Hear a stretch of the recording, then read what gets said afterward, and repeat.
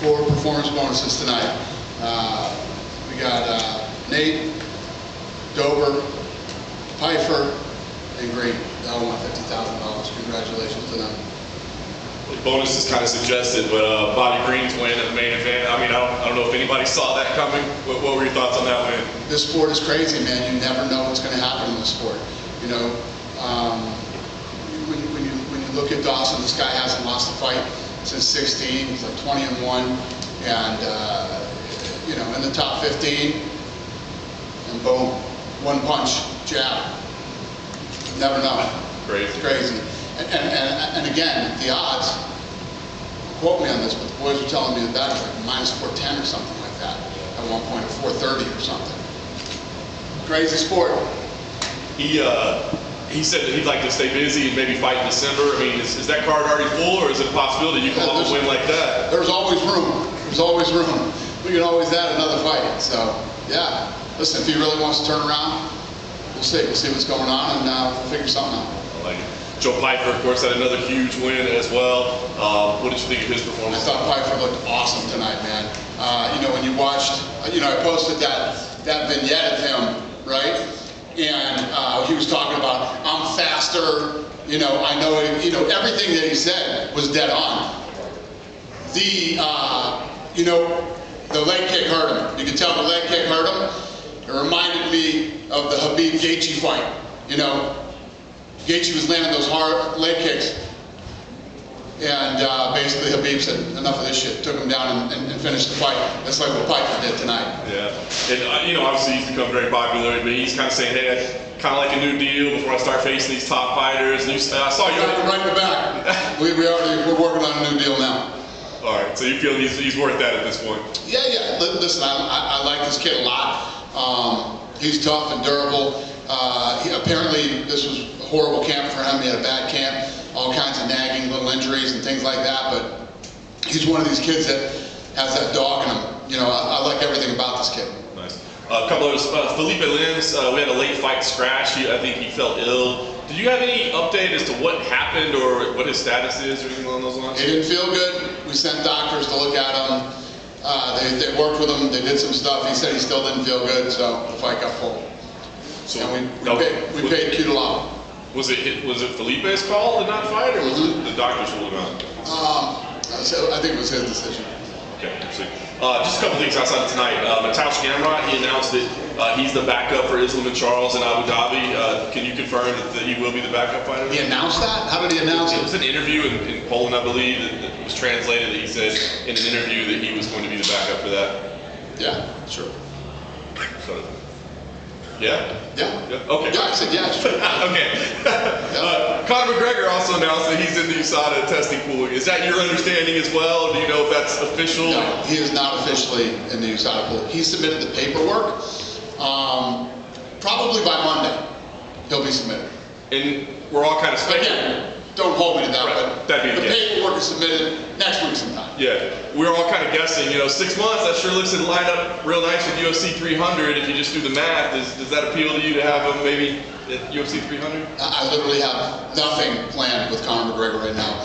The paperwork is being submitted. We'll play it by ear, see how things work out. There's still a lot of things that have to happen as far as fights go, and then we'll decide where he's going to land. Okay. The last thing for me, I just want to ask, obviously Tom Brady being in the house tonight caused quite a stir. I guess, what was that? Did he have any thoughts on the fight? How'd that come together? We're going to U2 tonight. Right over here. Yep. Another fighter that impressed today was Joaquin Buckley. Great performance, all-around performance. What are your thoughts on his performance tonight? What did I think of his performance? Yeah, no, he looked like a beast, man. He looked great. Obviously, powerful dude, you know. Against a durable guy, he went in there and he looked great tonight. Put on a great performance. Think he's found his home at 170? Yeah, 100%. Yeah, great move for him. And with Bobby Green, obviously he beat Grant Dawson, who's number 10 going into this fight. What do you do with him now? Do you give him a guy ahead of him in the rankings or in some? I don't know. I mean, the fight just ended a few minutes ago. You know what I mean? If you look at the streak this kid's been on, it's you know, I'm sure he's beside himself right now, and yeah, I don't know what we'll do with him next. And obviously UFC 294 is not too far away with Islam and Charles and Hamza and Casa. If you look at those 4 guys, they've all had their history with weigh-ins. Are you kind of excited for the weigh-in for that card? For Abu Dhabi? Yeah. I'm excited for everything about that card. I'm excited to get back to Abu Dhabi. I'm excited, obviously, for the lead up to that fight. And have all you guys been to Abu Dhabi before? Have any of you never been to Abu Dhabi? Never. Oh shit, half the room. Get your shit together, boys. Get over there, man. It's fun. It's a good time. You guys should, listen. If you've never been to Abu Dhabi, you hear me talking shit about Abu Dhabi all the time.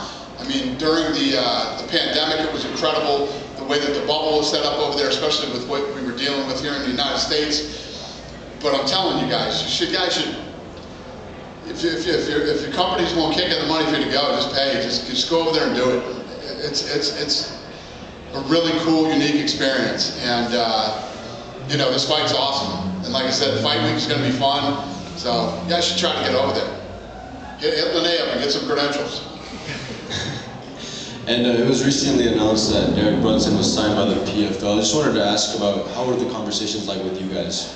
What was the question? Said Derek Brunson signed with PFL. What's your question to me? What were the conversations like when obviously he made the move to leave the UFC?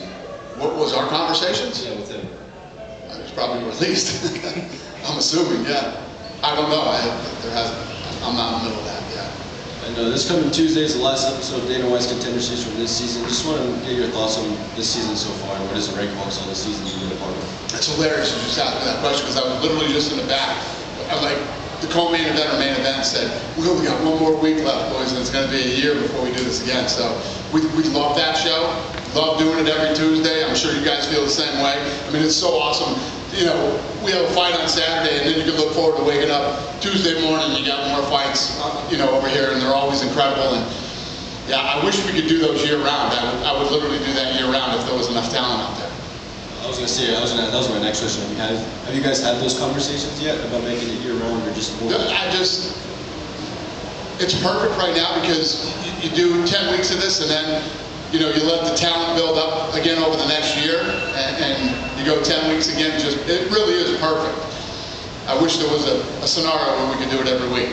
Well, maybe that's something like as MMA continues to grow worldwide and more talent comes to influx. Well, we really are worldwide. I mean, if you start looking at the talent that's been in the last 3 weeks, you know, you're talking about South America, Brazil, you know, all throughout Europe, and you know, really is bringing in people from all over the world. So. Thank you. Thanks. Hey Dan. Yeah. I just wanted to ask you about Karolina Kowalkiewicz.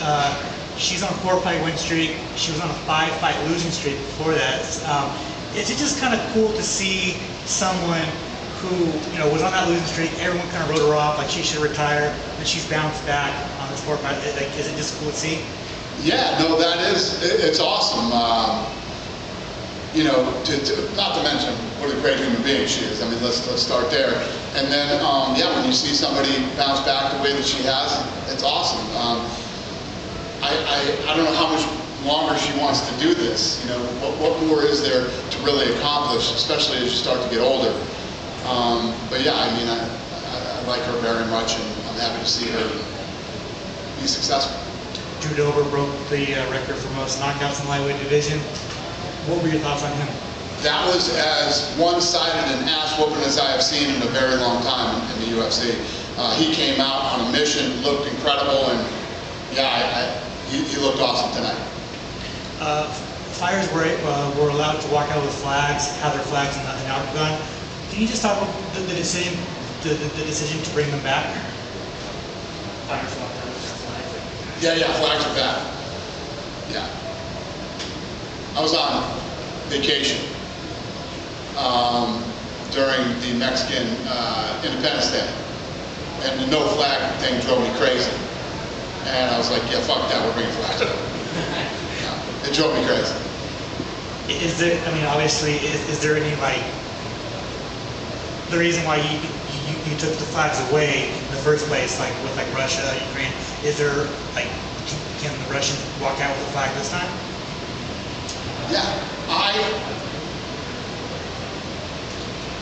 there's a lot of things that go on in a company this big. You can't micromanage everything, and sometimes things are done for the intentions of the right reasons and whatever. Everybody in this room knows the way that I feel about a lot of things.